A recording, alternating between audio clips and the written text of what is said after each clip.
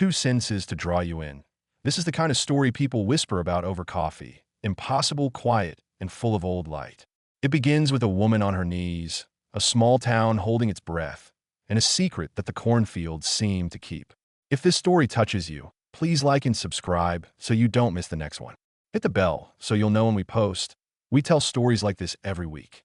And if you want a prayer, write a comment with your name and the names of your relatives, and our pastor will pray for you tonight. They say the church bell in St. Mary's Hollow rings differently after a storm.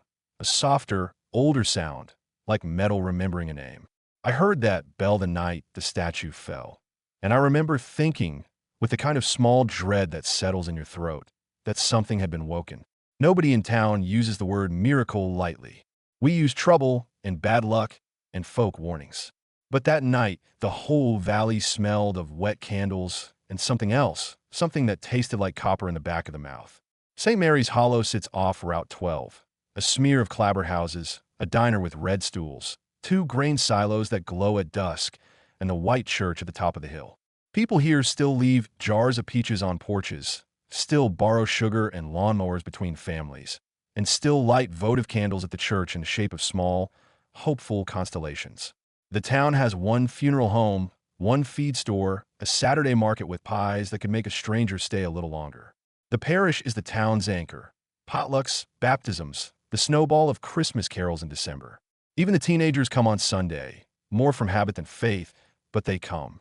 Everyone knows everyone's history. Secrets are like quilts, patched and small and easy to find. Lila Cruz was the sort of person the town made room for without noticing. She worked mornings at the bakery, frosting cinnamon buns until the dough rose like small suns. She taught catechism to the second graders on Wednesday nights and could hum every hymn in the hymnal without looking. Lila had the kind of laugh that made you feel forgiven for being late. She was 24 when the town learned she was 6 months pregnant. The baby was her and Mateo, who ran the feed store and could tell you the weather by looking at the hens.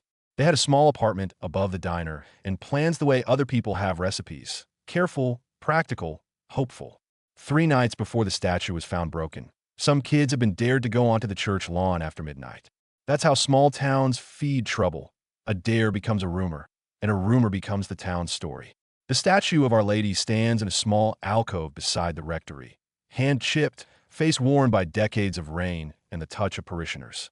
Someone had thrown mud on her face in the past, and people had washed it off with tears and dish soap. But this time they found the statue lying on its side, the broken rosary spilling like a string of small black beads across the stone. The crown had been dented, the left hand chipped through. There were muddy footprints, and the little votive candles were crushed into wax puddles. When the altar boy found it at dawn, it felt like a wound had been opened in the town's chest. People came in cars, in their pajamas, in their work clothes, carrying blankets and flashlights. Old Mrs. Halvorson, who had lived in the hollow for 60 years, stood with her knitting in her lap and said, in the exact neutral voice people use for things that feel too big, "It's not just the statue." Things have been odd. A string of small misfortunes followed. The creek overflowed its banks though there had been no rain. The dairy farm's best cow gave birth to a stillborn calf. The bakery's new oven failed on a rush day, and 6 dozen cinnamon rolls came out charred. People lit more candles. The priest, Father Elias, who smelled of talc and old books, called for prayers and for vigilance, and he stayed at the church longer than usual, rubbing his forehead as if he had a fever he could not name. Lila felt it most inside her. A month before the statue fell, she had begun waking at 3 in the morning with a pressure in her chest and a taste like pennies on her tongue. She blamed the heat, the pregnancy, the extra shifts at the bakery. She kept her hands over her belly like an offering. At her 6-month checkup, the nurse's face folded the way a soft envelope folds. The pregnancy monitor had trembled. The doctor did an ultrasound, and then, later, an afternoon visit to the clinic left Lila with the word that felt like winter in her mouth: cancer. The doctor, kind, practical, spoke of options and risks, and of the technicalities of what the unborn child's presence meant for any treatment. The hospital had phrases for everything. Those phrases did not help the way hands and voices at the church did. Mateo drove to the clinic himself and then to the feed store, his palms empty of the tools he usually carried.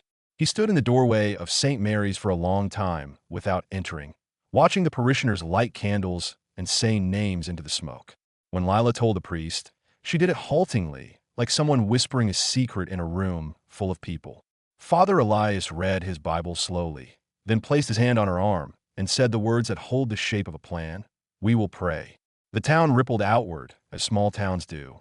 The baker who owned a shop across the street left 6 loaves on Lila and Mateo's porch. A neighbor brought over a casserole. The catechism kids drew pictures of angels and taped them onto their windows at home. It's hard to explain how faith feels when the future is a narrow hallway. For Lila, it was memory braided with smell, the incense at Advent, her mother's rosary sliding through her fingers, the soft blue of the statue's mantle in the church alcove. Those things grew sharper. She began spending the nights in the church, a blanket over her knees, watching the moon make a slow path of silver across the stained glass. She prayed with a sort of economy, asking only to keep the baby alive, then asking for strength, then, some late nights, for any mercy at all. The town offered novenas and petitions. Someone from the diner drove down to the interstate to collect a relic that belonged to a sister parish in the city. They pinned little notes to the church doors, for Lila and baby, for Our Lady's guidance. The pastor said Mass for healing and asked folks to write names on paper. He promised to pray for everyone who asked. He read those names aloud every evening. Not everyone in the hollow agreed with the way prayers were flung like fishing nets across the sky. A few folks, practical as fence posts, said to call a specialist, to take the bus into the city, to trust the machines. The doctor recommended testing, and the nurse suggested a panel of scans. The parishioners argued with the clink of silverware at potlucks, and with words that softened into silence. Lila felt those arguments like small cuts.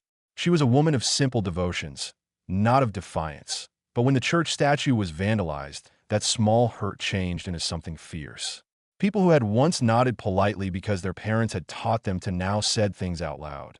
The town needs a sign, they said. The town needs a witness. Someone even put up a small flyer at the market. Remember the old story, as if memory needed reminding. The old story belongs to the hollow, like the river belongs to the map. Years before, an old woman, blessed by some, feared by others, had claimed she'd seen the Virgin by the willow near the mill pond. She said the lady's dress was the color of rainwater and that she left a single, perfect white rose where her feet had been. Some folks said it was a trick of light. Others said it was a blessing. After that, small things happened. A storm that should have flattened the south fields veered away. A cold snap that would have killed the orchard didn't arrive. The town kept the story like a patch on a coat. It was not talked about much, but it was there, folded into the way people told who they were. If there were old saints in other places, St. Mary's Hollow had its own quiet patron, not loudly declared, but recognized when a woman in the diner would cross herself a little slower than usual. When a statue fell and Lila's news traveled like wind through an open field, the old story crept back into conversation. People who never went to confession started buying white roses. Someone who hadn't been to Mass in 15 years sat in the back pew and wept until their mascara ran like a small river. But with the hope came a string of strange things. The dairy farmer, who had cursed at the sky his whole life, swore he'd seen a lantern hovering over the silo between midnight and dawn. A boy found a small, perfect pebble carved with a cross on the path by the mill. Though that path had been walked 1,000 times and the pebble was new, the town began to look for signs the way some people check the weather. Every ache, every hiccup became a possible message. Lila began to dream as if the dreams were letters. In those dreams, a woman in a blue mantle lifted her head from a pool of hush and set 2 hands over Lila's belly. The dreams were not loud. They were like the hush of the church before the hymn begins. Lila woke from them with her heart racing and a heavy sweetness on her tongue. She told Mateo about the dreams the way you tell someone about a small, strange gift. He listened, silent, and sometimes late at night, he would say, "Maybe she's coming to us." Other nights, he would take the worry like an old coat and put it on heavier. Not everyone was convinced. Some whispered that stories spread because people needed them, that grief makes the heart fertile for miracles the way rain makes the dirt pampered. Father Elias received letters from other parishes, some consoling, others skeptical. A writer from the city called, asking if there had been any arrest for the vandalism, if the insurance would cover the statue, if human hands had done what had been done. The Hollow does not like the city asking questions like that. It makes the town feel seen in a way that is polite and sharp at the same time. But the town is small and human, and secrets and beliefs shift with the seasons. Late one rainless evening, When the clouds themselves seemed too tired to cry, Lila climbed the stairs to the church with a candle and a list of names. Her fingers trembled not just from fear, but from the weight of the waiting. She had decided to stop the testing for a week, to rest, outside the machines and inside the silence. It felt like standing on a shore between two seas. She pressed the candle into the sand of the votive box and sat on the cold marble floor, the candle's flame making small, stubborn islands in the dark. Voices from the town drifted in the open windows, an old hymn from the rectory radio, a truck's engine, someone calling a dog. Lila folded her hands over her belly and prayed as if her prayer might be a rope tossed across a chasm. The church felt very large and very empty. She whispered to the Virgin, to the town, to whatever watched. "Please," she said, and it was the simplest word she had. She told the statue about the baby, about how small and bright it seemed when she imagined it. She told about the scan and how the doctor had used words like risk and treatment and protocol. She told it about Mateo and the way he picked wildflowers and tried to sleep with his work jacket over his heart. Somewhere in her voice there was not a commanding plea, but an offering. The way the town offers casseroles to grief and pies to the tired. The candle smoked. Outside, the church bell rang once, a clear, lonely sound. In the silence that followed, Lila thought that she heard someone else breathing. Not the slow breath of the town, but a presence that could not be explained by the night wind. She sat very still. The sense of being watched was not fearful. It felt folded in with a memory of being held. Behind the altar, the statue's mantle seemed to catch a whisper of light, though the street lamps outside were dim. Lila felt the hair on her forearms lift, and for a moment she could not tell if the sensation was prayer or premonition. She opened her eyes to a sound that was like an answering, a soft knocking on the church door, a single, measured rap. She stood and went to the threshold, candle in hand, and looked out into the dark. No one was there. The wet stone steps glinted. A trail of small white petals had been laid in a careful line from the lane up to the door. Lila knew the petals. White roses, the same that appeared in the old story. But there had been no wind, no one walking that path.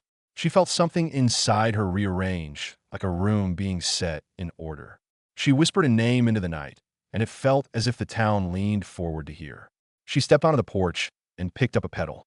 It was soft and very real, smelling faintly of rain though the sky was dry. The footprint at the step seemed to be of bare feet, small and not quite earthly. Lila's knees went weak. Behind her, in the hollow of the church, a figure shifted as if waking. The candle flickered. The town, where people were still awake in a few houses, might have said it was a trick, the imagination of a tired woman. But Lila held the petal and felt her heart steady. Inside the church, the fallen statue lay propped against a pew as if someone had placed it there gently. No one had fixed it. No one could have it that hour. Lila set the petal on the statue's lap and sat back down, the candle smoke framing her face like a small halo. She could have left then and called the doctor at dawn, could have run to the hospital and demanded tests and explanations. Instead, she let the presence in the room, whatever and whoever it was, fold over her like a cloak. She felt the baby move, a tiny, insistent flurry, and it felt like an answer. She did not sleep. She knelt until her knees ached, and when the dawn came, it touched the stained glass with lavender. People would later say they saw a pale light on the church steps at dawn, and that in the soft mound of grass beside the aisle, there were more petals, and that the footprints seemed to lead away toward the mill pond where the old story had begun. They would tell the city writers and the skeptical reporters that dawn had felt like a promise. They would tell it to their children like a lesson about belief.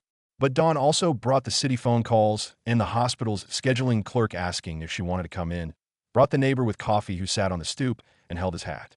It brought the weight of the week's decisions back onto Lila's shoulders. The town would gather, murmur, pray, and then start to watch.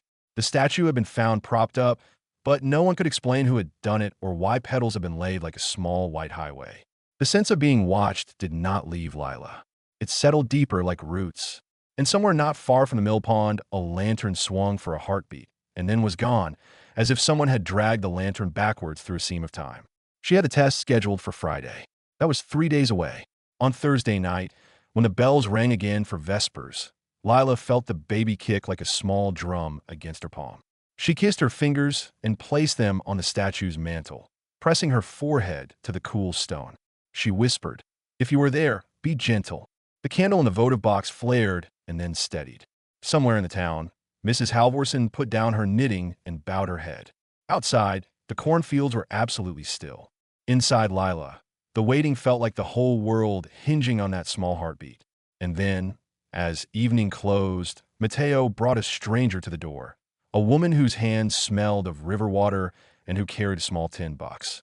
She would say later that she had not been looking for anything but found herself walking the path out of habit. She would say she had not intended to step into the church, but that she had seen a light and followed it. She would not say anything about what she had in the tin box. Not yet. She would only sit in the back, look at Lila, and weep in a way that made the church sound like the inside of kettle. The hollow felt smaller now, like a throat narrowing around a single breath. People who had been indifferent now lit candles with hands that shook. People who had been believers folded their petitions and added names. A rumor began to hum that if you stood in the right place in the church at midnight, you could hear someone singing under the sound of the pipes. A hymn you did not know, sung soft and low. But for Lila, the miracle was not yet declared. The hospital phone would ring soon. The scans would come. The town waited with a collective, somewhat terrified hope, each person balancing the ordinary tasks of living with the feeling that something holy or terrifying might be about to enter their lives. She had 3 days before the tests. She knelt and told the Virgin every name she knew, and then she added names of strangers she had never met, because that is how prayers grow in a small town, wide as a lake, all the way to the edges. The candle's smoke weaved up, and the church's silence listened like an old friend.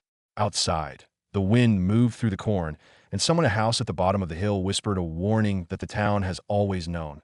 Be careful what you ask for, because sometimes the world answers. The candle burned low. Lila watched the flame, and inside her a tiny rhythm kept time. The sense of something about to happen made the marrow of the town feel electric. People in St. Mary's Hollow went to bed with their hands folded over their hearts, and somewhere the mill pond held its breath. After that first night with the petals, everything in St. Mary's Hollow seemed to be measured by what had happened at the church. People set their watches to it. The bakery opened earlier and closed later. The feed store had a line at dawn with farmers buying extra feed just in case. Mateo started sleeping in short bursts, as if fear stole his rest, and when he was awake, he paced the kitchen like someone trying to sew up an unruly seam. Lila's mother, who had been quiet and practical all her life, started driving to the church at noon and at dark, carrying jars of lemon curd she thought might be needed at some imagined celebration. Small towns rearranged themselves around a miracle the way a river carved a new bend, sometimes without permission, sometimes with ritual. The tests were set for Friday morning. The hospital's modern lights felt cold and sharp compared to the amber hush of the church. Lila sat in the clinic waiting room with a paper cup of coffee gone cold in her hands, and she thought of the petals on the steps and how real they had felt. The doctor's face remained soft but steady. He used the same phrases he had used before: stage, treatment, options. He outlined the risks to both mother and child, and then left the room like a man who had offered a map and wanted to give them space to look at it. Mateo held Lila's hand until the call for them to go back to the scanner came. The machine made a low, patient hum. Lila clenched her fingers around a rosary someone had pressed in her palm that morning. A wooden set, smooth from years of use, with a single bead missing near the cross. She thought of vows, not the kind made in a church with white dresses and photographs, but the ones people make when they are afraid. Please, don't let this be the end. The unborn child moved as if in answer, a small soft push against the wall of her belly, and Lila breathed out like someone letting down a cord.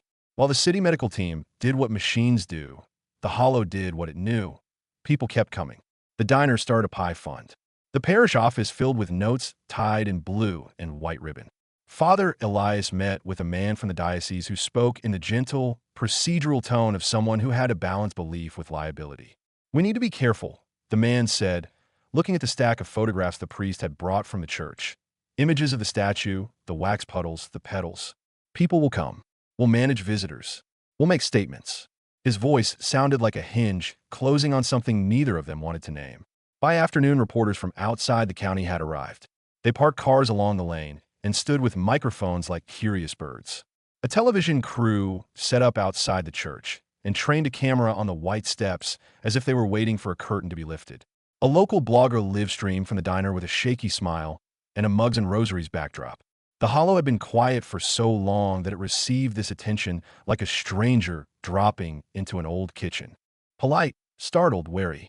People stopped in the middle of conversations and wiped their hands and looked at the church as if it might walk off like a memory. Not everyone welcomed the world's eyes. Mrs. Halvorson, who kept her yard trimmed to the exact width of propriety and whose late husband had been a deacon, paced the pews and whispered that the Lord's work did not need cameras. An old friend of Lila's, Tom Weaver, put up a handwritten sign in front of his hardware store. Respect our home.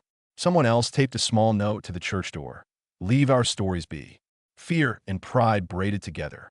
People argued at the market over whether to speak to reporters. Neighbors who had stood shoulder to shoulder for 50 years found themselves choosing sides. Amid the human bustle, other things began to come unmoored. The mill pond, that slow, green mirror where the old story said the Virgin had once appeared, lost its frogs overnight. Fishermen who had known the pond for decades commented on a silence that had weight. A row of blackbirds that had nested in the cottonwoods near the mill flew away one morning and did not return. Their absence sounded like a missing note. A neighbor's old dog would not walk past the church gate and would sit with his head down for hours, refusing to be coaxed. People noticed these things the way people notice their own pulse. A small, steady change that becomes impossible to ignore. Lila's dreams sharpened. The same blue-mantled woman appeared with a face that was both unlined and full of sorrow. In the dream, she did not speak. She simply laid her hands on Lila's stomach, and the world contained itself around that touch. When Lila woke, her fingers smelled faintly of roses, even if no bouquet had been near. She started to find single petals in unlikely places. Inside the pocket of a coat she had not worn in months, beneath the cushion of the church pew where she never sat, tucked into a hymn book that had belonged to her grandmother. She collected them in a small jar, and when she opened it, the scent bloomed like a private weather. The woman from the mill pond who had sat in the back of the church the first days was not a person of the hollow. She said her name was Agnes, and she wore a shawl with the pattern of old maps. Her hands had the knotted strength of someone who had worked with ropes at docks. She claimed to have little to do with saints or city bishops, only to be passing through and startled to find herself sitting in the dark. She carried a tin box with a faint clink inside and would not let anyone look at it. But at night, she would sit with Lila and press something in her palm. A small coin of lead with a cross scratched into it, a scrap of embroidered linen with a single embroidered blue stitch, and tell stories of places where praying meant you paid attention and left room for the impossible. I've seen these things before, Agnes said once, eyes bright with some travel-worn conviction. Not all miracles look like light. Some of them look like stubborn kindness. Some look like a woman keeping her knees clean for nights on end. People who needed reassurance liked Agnes's language because she did not promise easy outcomes. She promised attention. The diocese man called again and said they would send a committee, a team, to observe and report. He used words like discernment, which in church talk meant they were thinking about whether to declare this something beyond the natural. The committee's arrival brought a kind of calm. It also intensified the perimeter. Volunteers from the parish asked for names to add to the nightly prayers and to the ledger Father Elias kept in the vestry. Each name felt like a bead added to a chain. On Thursday evening, the empty lot behind the feed store erupted with a small, careful vigil.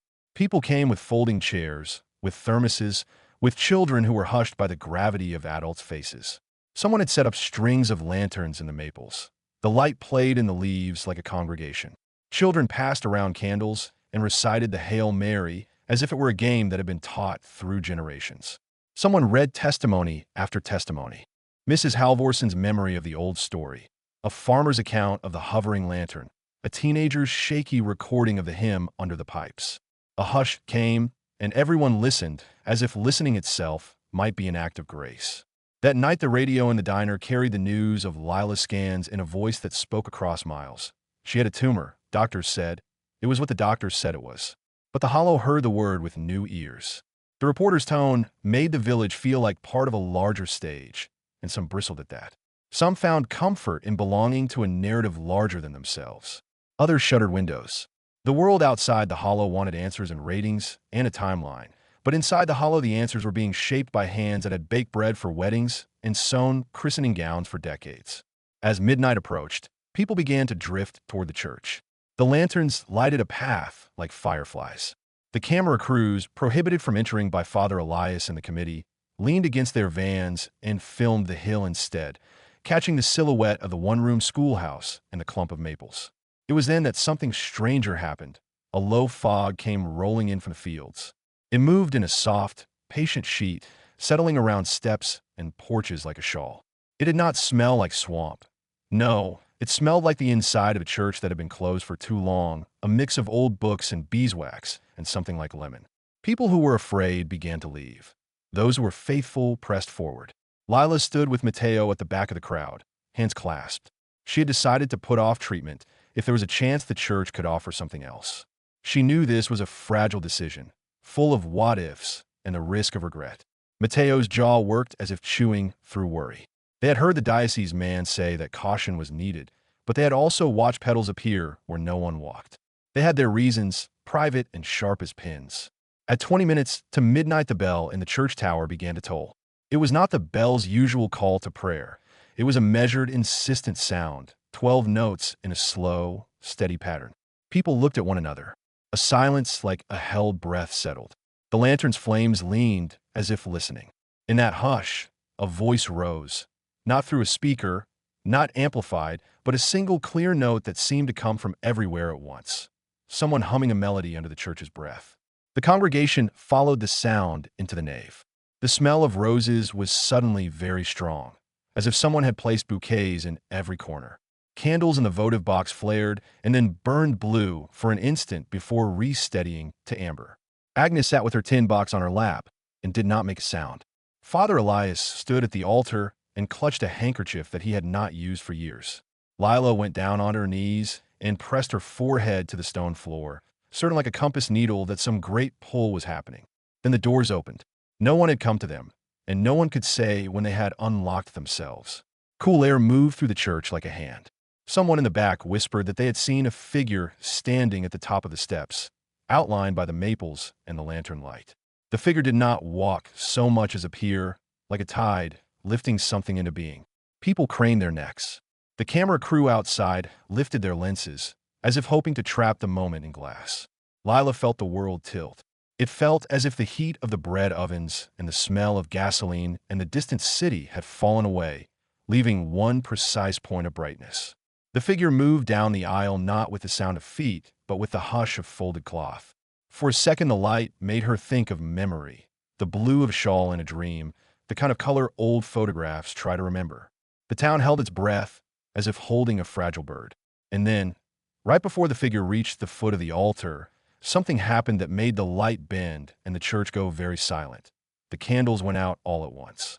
In that darkness, a single, soft voice spoke the name, Lila, as if it had been waiting at the back of her throat for a long time. Lila opened her eyes. She did not know if she was dreaming or awake. The sound of the name felt like a rope being thrown. The unlit candles left smudges of smoke in the air and a smell like old pages. The camera crews outside stilled. The fog around the church pressed in like a bowl. People's shoes made no sound against the floor. Lila felt hands, not footsteps, come near, in a presence that was not loud but so enormous in its smallness that she had the odd, sudden sense of being the size of a coin. She wanted to scream. She wanted to laugh. She wanted to know, and yet was afraid of knowing. Her chest tightened, and something like a bright thread threaded through it. Then the lights in the church windows flickered, and everything stopped being possible to describe. For those who were there, time broke into a before and an after. For those who watched later on screens or heard about it from friends, it became a rumor that those who were there would not let fade. But the voice and the name spoken in it hung in the air like an unfinished sentence. And then the church door, which had already opened, shut again with the soft finality of something being sealed. People reached for one another. Mateo shouted Lila's name, but his voice came from a body suddenly unsure how to move. Father Elias crossed himself slowly, and Agnes's tin box clicked as if a small mechanism had been wound. Lila put a hand to her belly and felt, for the first time in weeks, something like a warmth that spread out from her center like sunlight under a blanket. It was not pain. It was like a memory of being loved. She closed her eyes because the world was too sharp to look at. She felt the baby move, and this time the movement lasted longer, as if answering to a language she had almost forgotten how to speak. Somewhere in the dark, someone laughed, a small, incredulous sound that ran like water down a drain.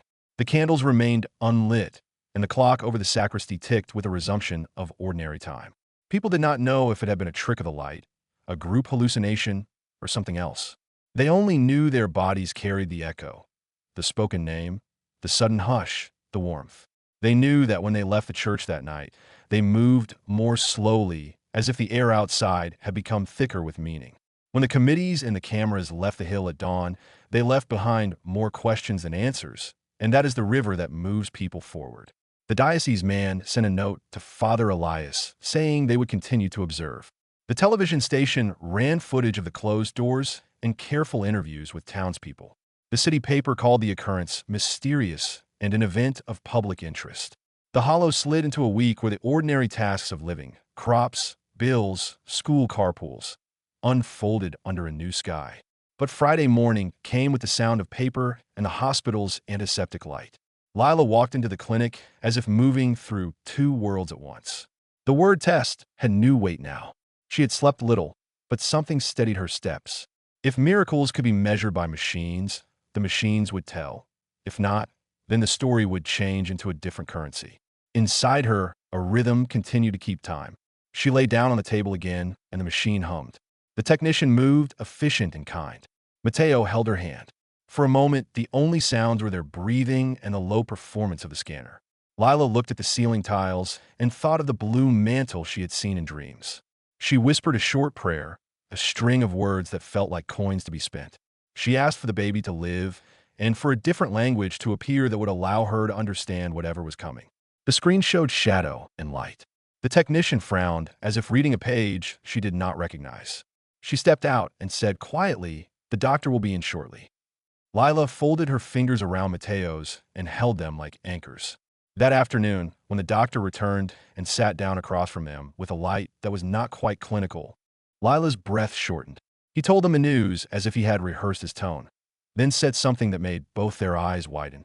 He said the scans showed something that they could not explain in the language of medicine. He said there were changes to the tissue that were not consistent with what they expected. He said he would consult more and repeat tests. Outside the hospital window, the city's traffic moved on like a river that would not be still. In the hollow, at home, a line of people gathered with casseroles and quiet prayers. Lila carried the breath of the church inside her and the weight of the machine's hum. She had been told to expect a map of possibilities. Now the map had a new shape, and its borders were unclear. The choices ahead could still be harsh. That evening, the candles in the church were lit again. The bell rang a single, low note. Inside, someone whispered a warning that had been passed down with the old story. When the world seems to open a door, be careful which room you walk into. Lila pressed her forehead to the stone and felt the same sense of being small and held that had come once before. She did not know if what she was experiencing was a miracle or a trick of hope, or the way humans choose meaning in dangerous times. She only knew the sound of a name and the warmth that had followed. Outside, the fog returned to the maples like an old shawl draped back over shoulders. Inside, the congregation sang quietly. No one could say how much of what had happened was sacred and how much was simply human. They only knew that the days ahead trembled with possibility. And then, in the deep hour before dawn, when the world seemed to thin into a single straw of light, something else moved beyond understanding. A presence that walked the path from the mill pond and toward the white steps of St. Mary's Hollow, carrying with it the scent of rain and roses, and the town held its breath again. The next morning the hollow woke to a quiet like a held breath that didn't let out. The air felt thinner, sharper, and people moved slowly as if they were reluctant to break a fragile glass. Lila stayed in bed longer than usual. The warmth she had felt in the church had not left her, though it had changed shape.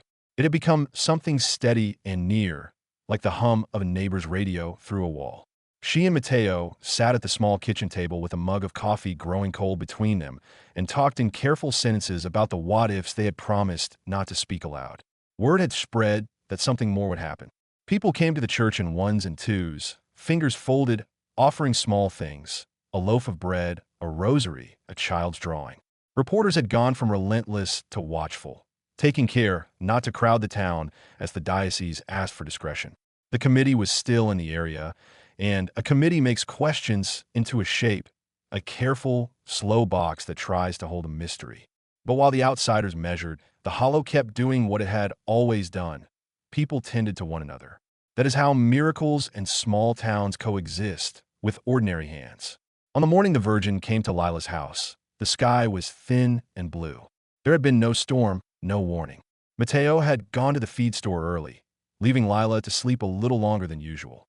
The baby had been complicated, the doctors had said, and there had been nights when Lila woke shaking with the fear of losing the thing growing inside her. She had spent the previous night at the church again, filling the votive box with names. When she came home, she found the living room arranged as if someone had been expecting a guest. A dish of lemon curd, a bouquet of wildflowers tied with blue string, and on the coffee table, an envelope with no return address. Inside was a single white petal. She sat down and held it, and felt again the same small warmth ripple through her chest. She called Mateo at the store and told him there was nothing to buy before noon, that she wanted him home. He arrived with flour on his hands and a face that had become more lined in the last weeks. He smiled the smile that had steadied her through other storms. He worried, but he loved her like a man who believes in simple, stubborn things. They made a small lunch. Outside, the lane carried the distant sound of a tractor. Inside, the house smelled like yeast and lemon. Lila noticed little things. The way the sunlight fell on the mantel, dust motes drifting slow as prayers. She put her hand on her belly and remembered the name that had been spoken in the dark. She thought again of the statue on the church steps, the petals on the pavement, the way the lantern had hovered. She felt both incredibly small and impossibly protected. Then, as she washed a dish, she heard a sound at the back door. It was measured and careful, like someone tapping a rhythm on glass. When she opened the door, there was no one on the porch, only a single, clean footprint in the dust and a spray of white roses laid, as if someone had walked across the lawn wearing them like footprints. Lila laughed, a small sound that tasted like disbelief and hope. She picked up one of the roses and smelled it. It was fresh, as if it had been cut that morning. The kitchen light dimmed in a way that made her look up, and out of the corner of the room, she felt the sense of being watched that had been a companion these last nights. Turning slowly, she saw, as if the world folded open, a woman in a mantle of soft, luminous blue standing at the edge of the kitchen. The presence was not loud. It had the hush of the church's deepest hour and the brightness of dawn pooled into a single shape. The woman's face was both unremarkable and impossibly familiar. Her eyes carried a sorrow as large as a promise. Lila felt the air move like someone breathing near her face. She did not scream. She was, by that point, no longer a person who had much room left for panic. She felt small and focused and took a single step forward. The woman did not speak at first. She lifted two hands, palms open, toward Lila's belly. Around them the house seemed to exhale. The roses on the porch seemed to straighten as if bowing. Mateo, who had been putting dishes away, froze with his hand on a plate. He stared as if he had been pulled through glass into a light. "Lila," the woman said softly. The voice was like the bell in the church when it calls for prayer, clear, steady, unhurried. It was the same name Lila had heard in the dark, the name that had loosened something in her chest. The woman's hands hovered an inch above Lila's skin, and the air between them felt warm, as if sun had pooled there. Mateo stumbled forward, eyes wide. He crossed himself with the clumsiest motion of a man who had done so in kitchens and at funerals his whole life, but had never expected to do so in the middle of his own living room. His voice shook when he said, "Who are you?" The woman smiled in a way that erased the edges of him. "I am with you," she said. "I'm here for the child." There was no bluster, no fanfare, only certainty. Then, in a way that was both small and enormous, the woman placed one hand over Lila's belly and the other over her chest, where the cancer had been a winter in the bone. The warmth that ran through Lila at that touch was like everything that matters finding its right place. Pain that had been coiled and patient in her ribs fluttered and then subsided like someone closing a window. It was not dramatic. There was no light show, no sudden fireworks. Instead, a soft ease filled the room, and the weight that had been pressing on Lila's days lifted as if a tide had been pulled back. Outside the window, a flock of starlings took flight in a sudden dark wave. Mateo let out a sound that was a cross between a sob and a laugh. The mantle's blue seemed to move like a gentle wind across her shoulders. Lila felt the baby push, strong and sudden, as if asserting its right to live. Tears streamed down her face, and Mateo's hands found her shoulders and then the small of her back like a man saying a rosary with his fingers. The woman did not stay long. She stood, looking at them both with a compassion that felt like the end of a long argument. "Keep the light," she said. "Keep each other." Then, with the absolute humility of someone who does not want their name shouted into the world, she turned and walked back toward the door. Where her feet touched the floor, the dust lay smooth as if ironed. The roses on the porch lifted into the air and settled in a circle at the threshold like a crown. Mateo watched her go until the back gate swung shut and the lane was again only a lane. Then he dropped to his knees and put his face in his hands. Lila sat on the floor and laughed and sobbed and felt the baby kick again, a steady drum. They did not know whether they had been visited by the sacred or tricked by their need for a miracle. They only knew the warmth, the sudden lack of pain, the certainty that something had happened beyond their arithmetic. News traveled faster now because the town could not help itself. Neighbors came, not like a mob, but in the careful way of people bringing casseroles and respect. Father Elias arrived first with a blanket and bread and a hand that trembled only a little. He looked at them and said the words he had been saving up for nights. "We witnessed a grace." He did not try to explain it. Explanation was not his role. The diocese official sent a message asking for calm, and the committee requested an interview. A reporter from the city called, then held back, as if even some professionals knew when the moment was not theirs to own. Over the next weeks, the hollow kept its routine and also did not. Lila's scans were repeated. Doctors did not say the same thing as the mantle in the kitchen. They used words like remission and uncertain and follow-up. They scheduled more tests and weighed options. The medical team, careful and professional, could not say why the tissue had changed so drastically in a short period. There were moments when the doctors were baffled and moments when they celebrated what appeared to be healing. In church, people called it a miracle. In the clinic, people called it a medical anomaly. Lila and Mateo called it home. Friends and strangers alike told their stories of the day. The way the bell had rung, the footprint on the porch, the roses arranged like petals leading to the threshold, the song children hummed in the aisles. Some said they had prayed and felt a presence. Others said they had seen a woman move through the hill like a soft lantern. Agnes, the woman from the mill pond, left one morning with her tin box clinking and a look that meant she had done what she intended to do. She left without fanfare. Mrs. Halvorson knit a shawl in a pattern she said had been taught to her by her mother. Teenagers who had been joking around the church at midnight now told anyone who would listen about a hush that had reshaped them. As weeks passed, the diocese published a cautious statement saying the event would be studied. Some in the town were pleased, others irritated that the language felt reserved. The city paper ran a photo of the white steps with the headline, "Small Town, Big Question." A few voices in the press suggested fraud or mass hysteria. Some in the hollow called that a reflex of a world that no longer believes in small sacred things. People argued, quietly and sometimes loudly, and then they returned to their work. The cow still needed milking, the pie still needed baking, the kids still needed to be walked to school. Life reasserted itself with a tender force. Lila's recovery felt like a slow, brightening morning. She gained strength, and the baby moved with a vigor that made the whole town feel lighter. At the next Sunday Mass, the church was full. People pressed roses into hands and exchanged looks that expressed things words could not. Father Elias kept the statue propped in a place of honor with a new rosary beside it, and a small plaque that simply said "For Lila and the child." The bishop visited weeks later, and he did not pronounce a final answer. Instead, he asked for continued prayer and careful observation. That would be as close as any official statement came to a verdict. The miracle, however one chose to name it, did not make everyone change, and one bright arc skepticism remained. Some people felt used in the glare. Others felt found. The hollow accepted both responses like two pieces of a quilt stitched together imperfectly but real. Life, too, continued its ordinary complications. Money still had to be paid, and sometimes grief found a way in where joy could not yet reach. But an undercurrent had changed. In the feed store, in the diner, in the schoolyard, people used the phrase "blessed" a little more often. And when storms came, the town thought of the statue, the footprints, the roses, and of Lila holding a child that had not been promised by calculations alone. Years later, the story lived on in the hollow as the kind of thing that becomes a part of local weather. You could track it in how people talked about winter and how they planted roses and how they paused before crossing the street to say a name aloud. The baby grew into a child who learned to sign his name in crayon and who loved to press flowers into the pages of old books. Lila sometimes sat at the church after Mass, hands folded, not because she needed to be sustained, She had been through that. But because also some memories are made of quiet returning, of gratitude that is a muscle you exercise daily.